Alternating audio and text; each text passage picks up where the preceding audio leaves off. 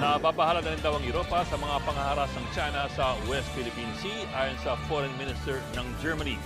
Foreign Minister ng German bumisita sa bansa.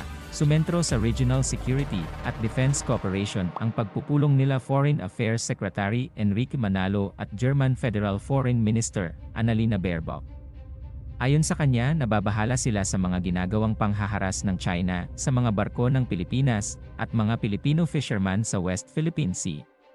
Ang China Coast Guard ay gumamit ng military-grade laser, pag-water cannon sa resupply missions, at mga dangerous maneuvers na nagreresulta sa banggaan nitong mga nakaraang buwan.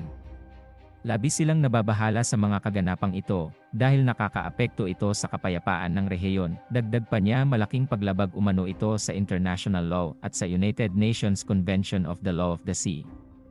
Nagiging banta din ito sa ekonomiya, lalo na at naapektuhan ang mga dumadaang trade sa katubigang dapat malayang